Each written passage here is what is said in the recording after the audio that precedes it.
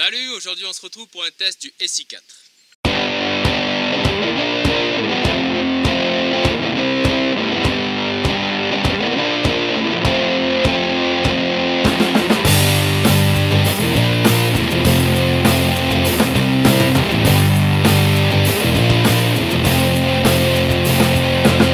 Au niveau du gabarit, on est sur un couteau de taille raisonnable, puisqu'on a une longueur totale de 23 cm du bout de la pointe jusqu'au bout du talon dépassant ici. On a une lame de 12 cm au total, avec 10 cm et demi de tranchant, puisqu'ici on a un finger choil. On a la largeur de lame qui va être de 3,4 cm et une épaisseur de 4,6 mm. Le manche est en micarta, donc une matière très solide, très résistante, qui ne craint ni le chaud, ni le froid, ni les chocs. Donc on va pouvoir taper dessus comme on le verra lors du bâtonnage. Et ici on a des liners rouges sur cette version. Et le manche n'est pas allégé, donc on a simplement les 3 trous pour passer les vis ici. Et tout le reste est complètement plein. Le fil du couteau est profilé en V, donc on a un tranchant en V ici qu'on voit briller. Pour le reste, on a une émouture plate, c'est-à-dire qu'on ne va avoir absolument aucun angle entre le fil et le dos de lame. Pour l'ensemble du couteau, on est sur 211 grammes. Au niveau des inscriptions qui sont sur le couteau, on peut retrouver un numéro de série qui est juste en dessous du trou pour la dragonne. Sur le ricasso, le nom du couteau, donc SI4. Le logo ici, Escuela de Supervivencia, Escape and Evasion, c'est une école de survie. Au dos ici, on peut voir que le couteau est fabriqué aux USA par le fabricant Rowan qui s'occupe également du traitement thermique. La lame est enduite d'un revêtement qui ici sur ce couteau est quand même parti relativement vite. Au niveau du haut ici, notamment sur le bâtonnage. Donc un revêtement qui tient assez bien dans l'ensemble de la lame mais qui a tendance quand même à venir s'abîmer assez rapidement sur le dessus. Ce qui est assez surprenant avec ce couteau, c'est sa prise en main, puisqu'on va avoir un manche qui est quand même petit. Donc moi qui ai des petites mains, ça remplit vraiment ma pomme ici. Donc on va avoir cette prise, la prise classique, puissante, etc. pour les plupart des coupes. Et pour les coupes plus précises, on va voir ici le finger choil. Donc cet arrondi qui va nous permettre de venir placer l'index, soit pour les petites coupes très très précises ici, ou alors un petit peu plus puissante en venant placer complètement l'index. Quoi qu'il en soit, l'ensemble du manche est quand même assez petit. Pour tout ce qui est coupe puissante, le fait que le tranchant ne commence pas directement va quand même porter un petit peu plus de force sur le poignet, on va devoir forcer un petit peu plus. Donc c'est un manche qui va demander un petit temps d'adaptation, en tout cas pour ma part, pour bien commencer à l'apprécier. Donc le manche n'est pas très grand en longueur, mais il n'est pas non plus très épais. Donc ça peut un peu dérouter. Pourtant l'ensemble est quand même vraiment agréable en main. On ne va pas avoir par exemple d'arêtes saillantes qui viennent faire mal, etc. Donc après ce petit temps d'adaptation, pour bien avoir le couteau en main, s'habituer au petit manche et au fait qu'il y ait le finger choil, pour le reste ça reste vraiment très confortable. Comme toujours chez ici, on reçoit le couteau avec un tranchant rasoir qui fait sauter aussi bien les poils que le papier. On va voir ce que le couteau donne sur du bâtonnage. Pour le bâtonnage, on va voir ce que le SI4 peut donner sur 2 sections que j'avais refendues avec le Hunglass de ici. Donc une très très grosse section, très tortueuse avec beaucoup de nœuds.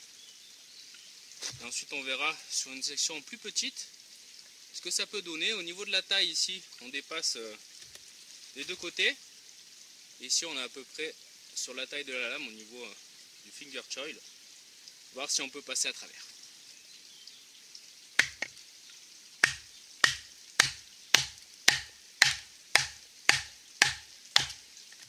Avec les moutures plates, on vient assez vite rentrer.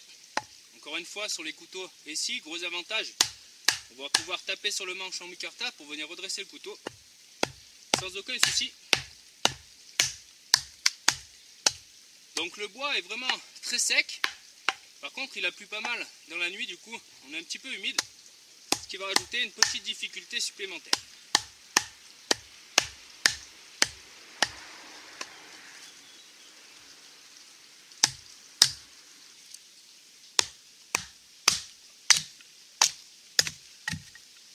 Aucun problème, en quelques coups, donc la lame ne dépassait pas beaucoup du bout de bois, mais ça suffit. Et les 4,6 mm du couteau et son émouture plate permettent de passer à travers sans aucun problème. Je vais refendre un peu plus petit pour voir ce que ça pourrait donner.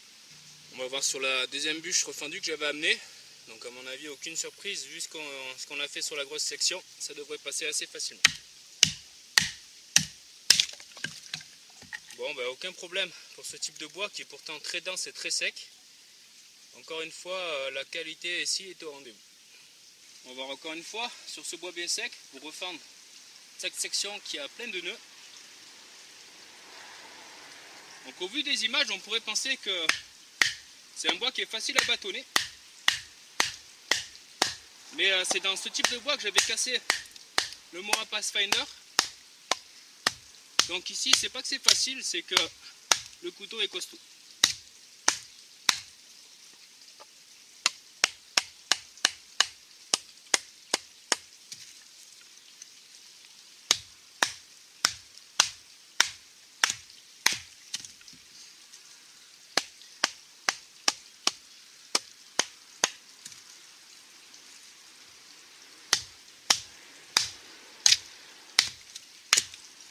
Là on peut voir que cette section est un peu plus robuste avec tous les nœuds. Le couteau dépasse à peine, mais on devrait pouvoir passer à travers.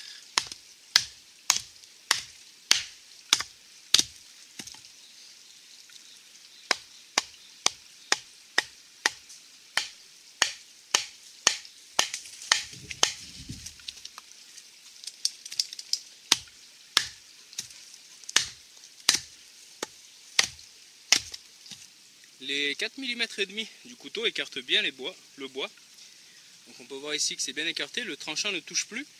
Et du coup ça va faire la même chose au niveau du choil. Si jamais ça vient à travailler au niveau du choil comme ici, ça va quand même fonctionner, même si ça fonctionnera un petit peu moins bien que là où il y a le tranchant, puisque c'est profilé en V.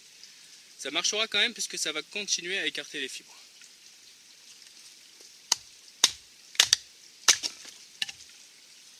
Dans nos sorties, c'est quand même vraiment rare qu'on a bâtonné des grosses sections comme ça. On va être le plus souvent sur ce genre de gabarit, avec un diamètre relativement conséquent, mais quand même raisonnable.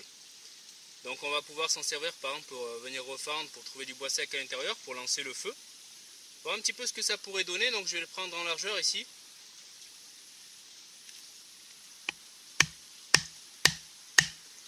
Voilà, pour ce genre de section, on n'a vraiment aucun souci. Et généralement, on n'aura pas à venir chercher plus gros pour nos sorties. Donc c'est un couteau qui finalement n'a pas un gabarit monstrueux, mais capable de refendre quand même des pièces assez conséquentes. Donc ça lui cause vraiment aucun souci, aucun mal.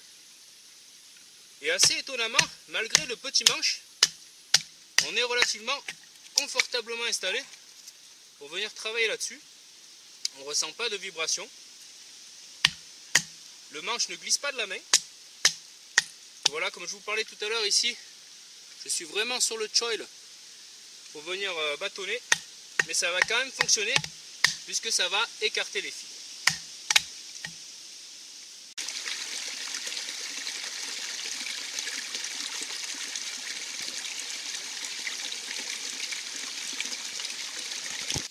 Concernant son ergonomie, si on a une très bonne garde ici qui va nous permettre d'être bien bloqué pour ne pas venir glisser sur la lame, on va avoir le bas du manche qui est quand même assez rond, avec un pommeau qui est rond également. Donc on ne va pas avoir une très bonne préhension ici sur les coupes à la volée. Lorsqu'on va reculer la main, ça va avoir tendance à assez vite glisser, même si au niveau du grip c'est quand même pas mal. Donc il va falloir venir utiliser une dragonne pour se sécuriser. Mais dans le design, ce n'est pas un outil qui est vraiment fait pour venir faire du shopping, donc venir taper sur des coupes à la volée trop conséquentes. Ça va être intéressant dans son gabarit pour venir par exemple faire du petit ébranchage.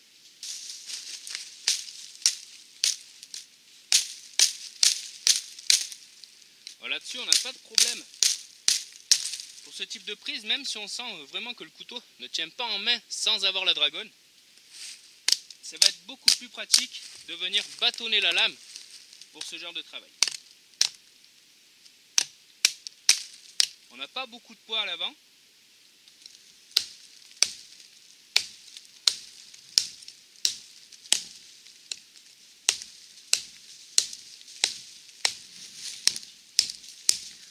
On peut quand même s'en sortir sur du petit ébranchage, mais ça ne sera pas des plus confortables ni des plus reposants.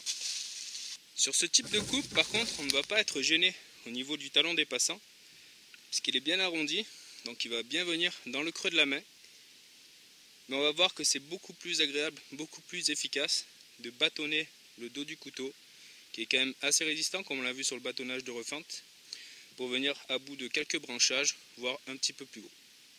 Voilà, ici je vais venir dégager cette zone en bâtonnant les petites branches et ensuite on essaiera de passer à travers de cette section. Voilà, on peut voir qu'en un coup, on va avoir un geste beaucoup plus efficace, beaucoup moins fatigant, qui ne posera pas de problème au niveau de la prise en main. Donc si on a à venir ébrancher, il vaut mieux le faire en bâtonnant.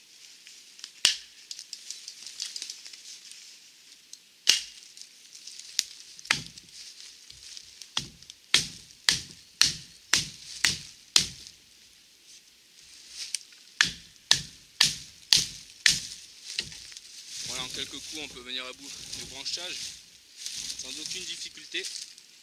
On va venir passer à travers cette section un petit peu plus grosse. Donc le couteau rentre vraiment très bien dans le bois avec son émouture plate. Aucun souci au niveau de la résistance. On peut vraiment taper assez fort dessus. Et également au niveau du manche. Donc un couteau qui a un gabarit très raisonnable et du fait de sa résistance va pouvoir nous offrir quand même pas mal de possibilités.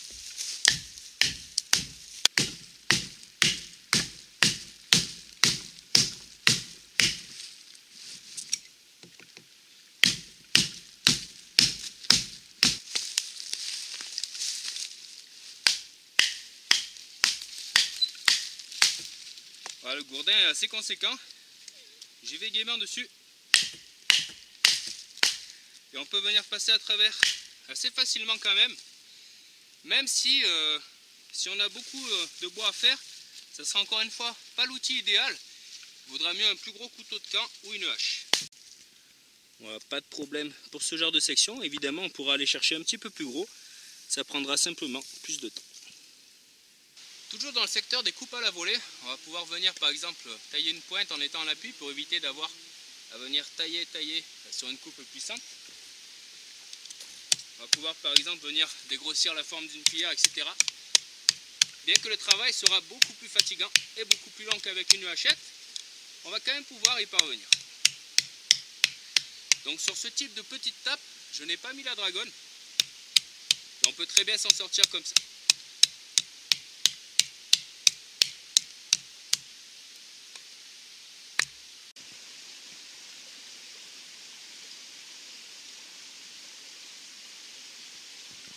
Concernant les coupes fines, comme les feather sticks par exemple, on va pouvoir venir en faire soit en s'en servant avec la prise classique du couteau, toujours avec le doigt sur le dos de lame, où il y a d'ailleurs des bonnes cannelures qui tiennent vraiment bien au niveau du pouce. Donc en venant pousser ici sur son émouture en V, donc aucun souci, on peut voir que les copeaux se soulèvent très fin. Une émouture en V convexe, ça serait bien agréable pour venir faire des feather sticks assez longs et fins. On peut également s'en servir en venant poser le doigt sur le finger choil. Donc ici on va simplement avoir un peu plus de contrôle puisqu'on va être beaucoup plus près de la lame. Il y aura un petit peu moins d'effet de levier au niveau de la lame lorsqu'on vient pousser, même si au-dessus on le maintient avec le pouce. On aura beaucoup moins d'effet de levier, beaucoup plus de précision lorsqu'on va être vraiment très près de la lame.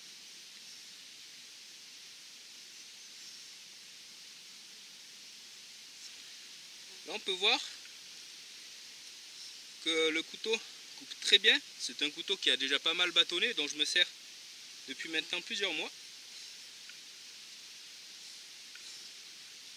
Il est toujours vraiment très efficace sur les coupes très fines, que ce soit avec le finger choil ou sur la prise classique au niveau de la garde.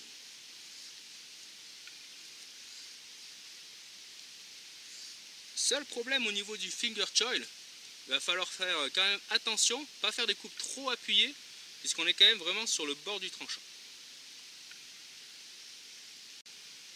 On peut sans aucune difficulté obtenir des feather sticks qui sont vraiment riches et qui peuvent prendre feu très facilement.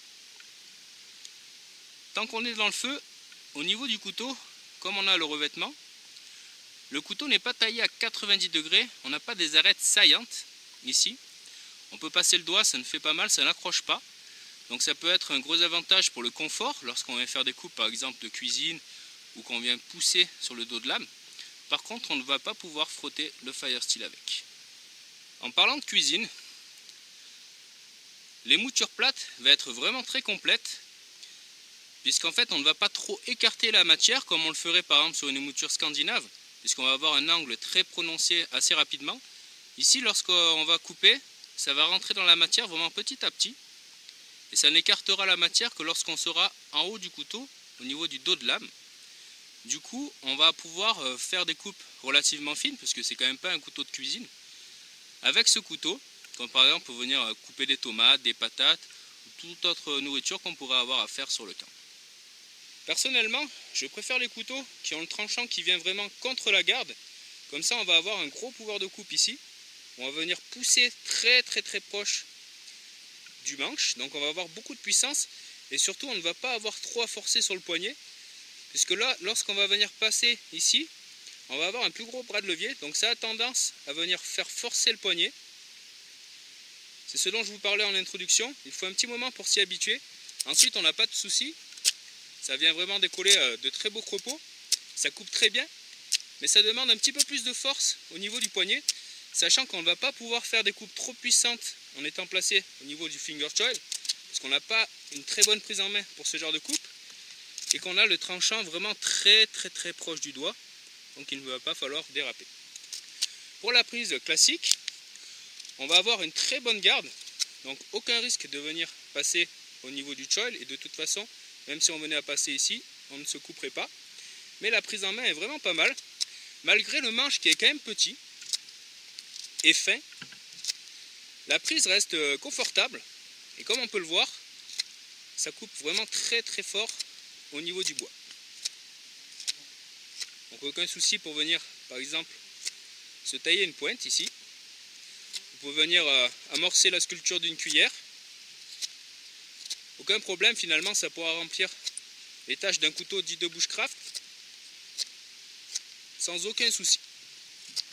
Pour une coupe un peu plus précise, on peut toujours venir poser le pouce ou les pouces sur le dos de lame.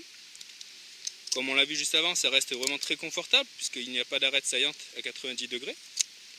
Et pour une coupe encore plus précise, pour par exemple venir travailler sur le détail toujours d'une petite sculpture ou d'une cuillère ou quoi que ce soit, on va pouvoir se placer en mode finger choil ici, avec un pouce ou deux sur le dos de lame. Au bout du compte, la prise en main du couteau est quand même sympa. On a plusieurs possibilités de coupe, même si, à mon avis, un finger choil est plus intéressant sur un gros couteau, puisque sur un gros couteau, ça va être beaucoup plus difficile de faire du petit travail que sur un petit couteau, évidemment. Du coup, sur un gros, on aurait plus tendance à venir se servir du choil. Mais finalement, en fait, assez instinctivement, assez rapidement, on va venir s'en servir sans se poser de questions. Et c'est quand même plutôt bien adapté à notre pratique. Et ça reste quand même vraiment très agréable de s'en servir. Le manche va d'ailleurs être agréable dans toutes les positions que l'on connaît. Donc en prise forte, rapprochée, les pouces sur le dos de lame. Mais également en prise inversée. Puisqu'ici on a un léger décochage des plaquettes qui va nous permettre de venir placer le pouce très facilement sur la lame. On va avoir le manche qui appuie bien dans la paume. La garde qui sécurise au niveau de l'index, donc une position plutôt intéressante pour une coupe puissante.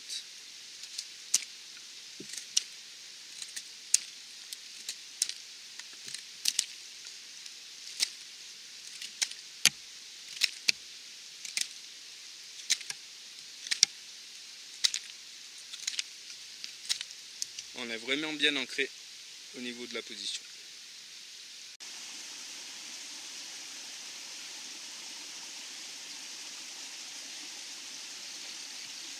Au niveau du nom du modèle complet, on est sur le SI4 PMB. Donc le P c'est pour Plain Edge, donc on ne va pas avoir de serration ici. MB c'est pour Molly Back, donc avec cette petite option. Donc sur cette version, on est sur un étui en plastique avec un clip ceinture plus le passant molly. La première option de son étui, ça va être le clip ici, le clip plate. Donc un petit peu façon SI5, sauf qu'ici on va être beaucoup plus bas. On va venir le placer à l'aide des 4 vis cruciformes ici. Ensuite il suffira de venir le placer sur un bord de poche, un passant molly ou à la ceinture pour pouvoir le porter. Ce type de port avec le clip plate va être assez discret, puisqu'on le voit ici avec la chemise ça ne dépasse pas, il y a juste le petit bout de paracorde qui dépasse. Par contre ce qui va être assez embêtant, c'est qu'on va avoir le manche du couteau qui va dépasser de la ceinture. Du coup ça peut un petit peu gêner lors des mouvements. Et on a le couteau qui est quand même proche du corps, donc qui va frotter lorsqu'on va marcher, etc. Ensuite au niveau de l'extraction, pas de souci, on pousse ici, on vient sortir le couteau. Donc c'est quand même quelque chose qui oblige à vraiment regarder ce qu'on fait pour ne pas attraper par exemple la chemise ou le t-shirt. Et à quand même monter le bras assez haut pour pouvoir le replacer dedans. Sinon c'est un port qui reste très pratique puisqu'il va être très léger.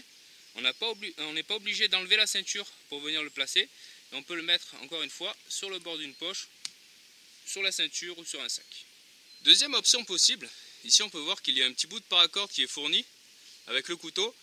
Donc on a tendance à penser que c'est fait pour le placer par exemple autour de la cuisse. Seulement c'est un petit peu court. Pour le placer autour du cou, n'en parlons pas, c'est vraiment trop court. Et en fait, c'est fait exprès pour venir le placer dans les petits trous ici, pour le placer à l'horizontale ou à la verticale sur la ceinture. Le fait que ce soit maintenu avec des vis cruciformes va nous permettre d'ouvrir les vis avec le petit bout qu'on a sur les ouvre-boîtes des couteaux suisses ou avec n'importe quel tournevis cruciforme.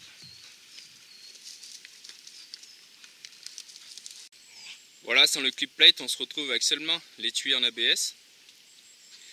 On a juste à venir enlever la paracorde pour commencer à s'en servir et la placer dans les trous. Premier type de tressage entre guillemets, on va venir passer la corde ici, la laisser ressortir et venir placer la ceinture pour un port horizontal. En plaçant le couteau à l'horizontale, on est également très discret parce qu'on ne le voit pas du tout sous la chemise. On va pouvoir s'en servir et le ranger assez facilement, en sécurité. Donc c'est pas mal.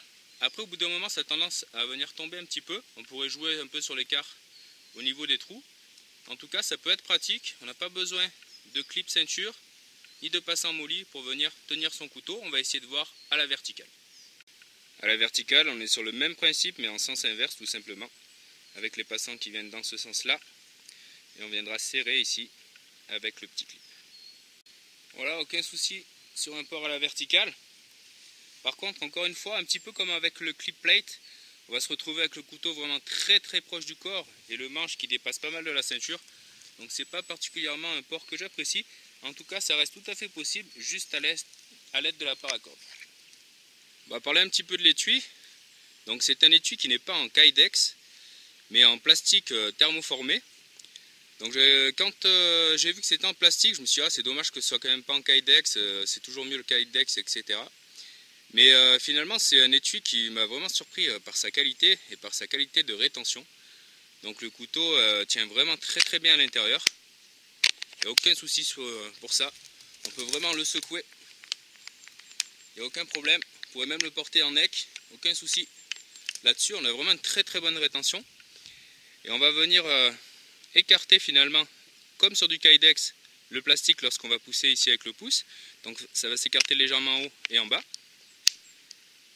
Donc là et sous mon pouce. Et à l'intérieur on va avoir ces deux petits ergots ici qui vont retenir le couteau au niveau de la garde. Donc contrairement à l'Izula, l'étui de l'Izula pour ceux qui l'ont, en fait sur l'Izula on va avoir simplement ces deux ergots. Du coup ça va finalement au fur et à mesure s'user un petit peu. Ici c'est pas le cas puisqu'en fait le plastique va s'écarter. Du coup ça va laisser passer le couteau et venir se caler sur les ergots. Donc en fait les ergots vont frotter, mais ce ne sont pas simplement les ergots qui vont retenir, c'est l'étui qui va s'écarter et se refermer au niveau des ergots sur la garde. Voilà, ici on voit bien la garde du couteau qui est enfermée de chaque côté par les deux ergots. Et tout en bas de l'étui, comme sur tous les étuis ici, un petit trou pour évacuer l'eau. Dernière option, on peut venir y placer le cordura à l'arrière qui va être également compatible molly. Donc c'est fabriqué aux États-Unis comme le couteau. On peut voir Made in USA et C-Knives. Donc c'est du molly assez classique. On va avoir une pression qui tient quand même très fermement, qu'on va venir enlever pour passer dans les sangles par exemple d'un sac, d'un gilet, etc. Pour venir ensuite le maintenir dessus. Ou alors on va pouvoir le placer ici à la ceinture, de manière plus classique. Et il y a un scratch.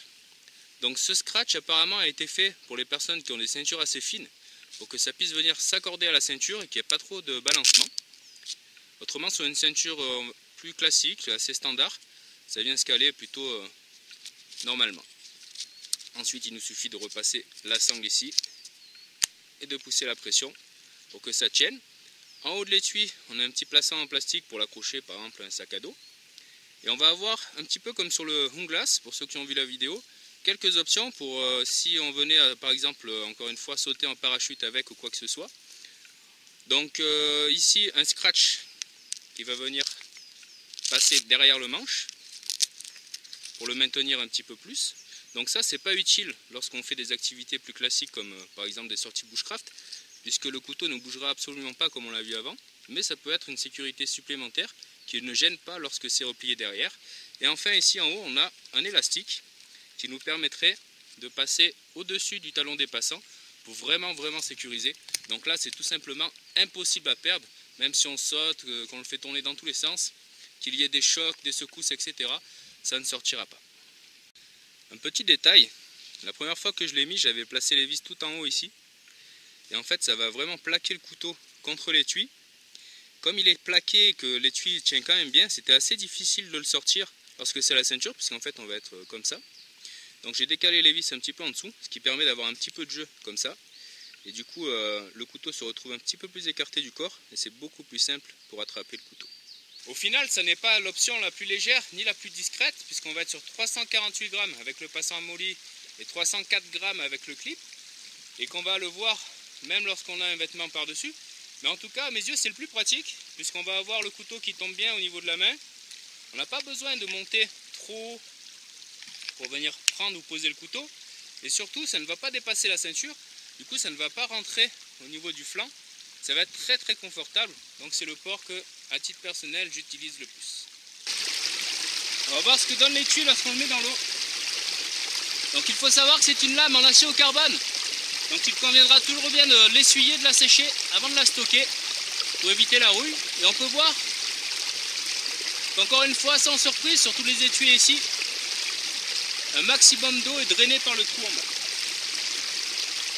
Au niveau de la prise en main du couteau, le micarta offre un très bon grip. Et lorsqu'on a les mains humides, on va avoir un grip quand même qui reste très important, très conséquent. Il y a une très légère texture sur le micarta qui fait que le manche accroche quand même plutôt pas mal.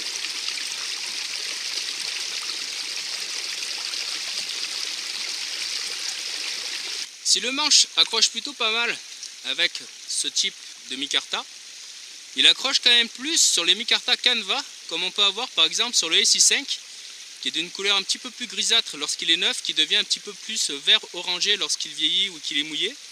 Ici on est sur une couleur gris foncé, qui devient presque noir lorsque c'est mouillé. En fait c'est du micarta également, mais c'est pas tout à fait les mêmes matériaux. Du coup on a quand même une meilleure accroche sur le micarta canvas du type SI5. Voilà au niveau du micarta, donc le micarta du SI5. D'ailleurs je vous ai dit vert qui vire à l'orange, je sais pas pourquoi, en fait c'est vert plutôt qui vire au marron. Donc en fait le revêtement est un tout petit peu plus texturé ici que sur le 4, sachant que le 4 existe dans d'autres finitions, avec une lame notamment désert et un manche en micarta canvas. Et on peut le retrouver aussi par exemple avec un étui en kydex. La femme de Jessie des Indomptables Dauphinois avait fait une vidéo test d'ailleurs sur son SI4 qui est comme ça en désert avec le manche canvas et étui kydex. Je vous mettrai un petit lien dans la description.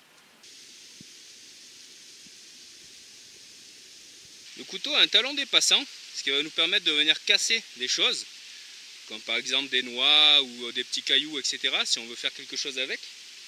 Il va nous permettre également de venir broyer de l'écorce pour faire de l'amadou. C'est toujours utile d'avoir quelque chose avec lequel on peut taper, ne serait-ce que pour venir planter les sardines. Donc on peut voir qu'il y a quand même un gros impact au niveau de la frappe, même si, vu la forme du manche, on va avoir tendance quand même à glisser au fur et à mesure, puisque rien ne retient la main en arrière. On pourrait toujours placer le doigt derrière la garde ici pour venir taper, mais ça n'est quand même pas très sécurisé puisqu'on a le doigt très proche du tranchant, un feu mouvement et on risque de se couper. Comme le manche est assez court, pour les personnes qui auront des grandes mains, vous allez risquer de vous taper lorsque vous allez taper comme ça, puisqu'on peut voir que moi en glissant, j'ai un petit peu d'écorce sur la main. Donc au fur et à mesure, ça a tendance à glisser un petit peu.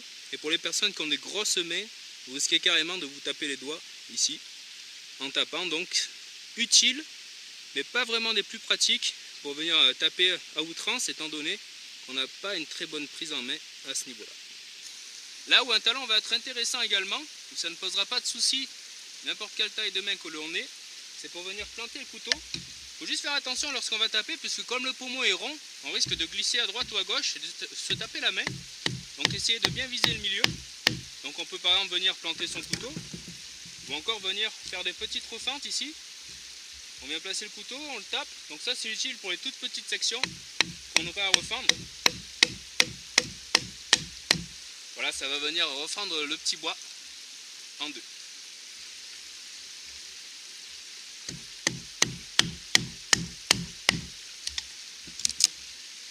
Avec ça, on va pouvoir arriver sur un travail vraiment très très fin. On peut être également amené à planter son couteau pour venir s'en servir pour découper de fines sections de bois. Donc on le plante, on vient tenir le manche et ensuite on vient tirer pour venir par exemple dégrossir un morceau de bois, se tailler une pointe, quoi que ce soit. C'est quand même assez efficace. Le fait d'avoir le talon va être très important ici, puisque si on vient juste le planter avec la force du bras, on va avoir quand même pas mal de jeu. Ici le couteau ne bouge absolument pas en avant en arrière, ni à droite ni à gauche, donc ça peut amener à une prise de possibilité quand même assez intéressante. Voilà, ce type de coupe va nous permettre de travailler en toute sécurité.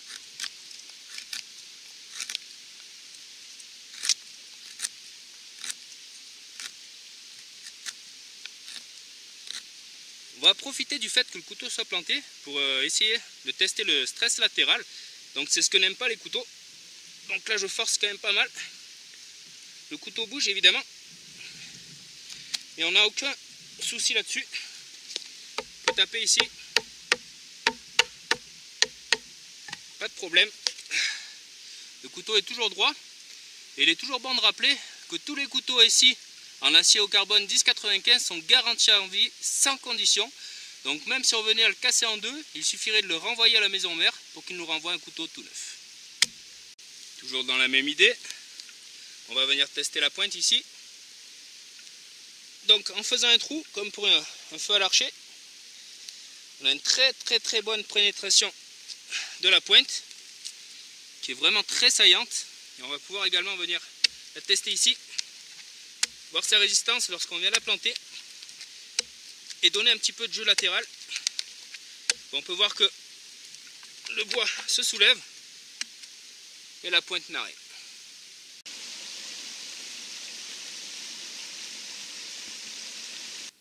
Après tous ces différents tests, donc filmés aujourd'hui, et tous les tests non filmés et l'utilisation que j'ai eue durant ces derniers mois, on peut voir que c'est un couteau qui est quand même en très bon état, à part le revêtement qui est un peu sauté ici, mais qui avait sauté de toute manière assez vite après réception. Lors des premiers bâtonnages, il y avait quand même quelques traces à ce niveau-là. Donc l'usure continue évidemment, mais c'est quand même pas flagrant sur le reste de la lame. Au niveau du tranchant, on a toujours un tranchant qui coupe vraiment très bien et qui n'a surtout aucun chips sur toute sa longueur. Le manche n'a pas bougé, malgré le fait que j'y ai tapé dessus quelques fois. Donc il ne se décale pas, les vis ne bougent pas, et le micarta n'a aucun impact. Pareil au niveau du talon dépassant, le couteau n'est absolument pas déformé. Donc encore une fois, on se retrouve avec de la qualité ici. Voilà, au final on se retrouve avec un couteau vraiment très résistant qui peut encaisser des gros chocs, du gros bâtonnage assez lourd, même si la lame ne dépasse pas le bout de bois qu'on a. Un couteau qui va être tranchant, qui va rester tranchant, qui offre plusieurs possibilités au niveau de la position, qui va être agréable malgré le fait que son manche soit quand même assez fin et petit. Un couteau qui pourra s'acquitter de toutes les tâches qu'on pourra lui demander dans les bois, et bien plus, parce qu'il n'a pas été fait que pour aller dans les bois. Au niveau du bushcraft pur, si on part sur une sortie de plusieurs jours, ou sur des bivouacs, ça sera toujours appréciable par contre d'avoir une scie ou une hache ou une hachette en plus pour toutes les grosses tâches, sinon on va quand même être vraiment fatigué si on a beaucoup de bois à faire. Autrement, pour tout le reste, on a vraiment un couteau qui est très performant et très résistant. Voilà, en espérant que cette vidéo ait pu vous aider. Merci et à bientôt.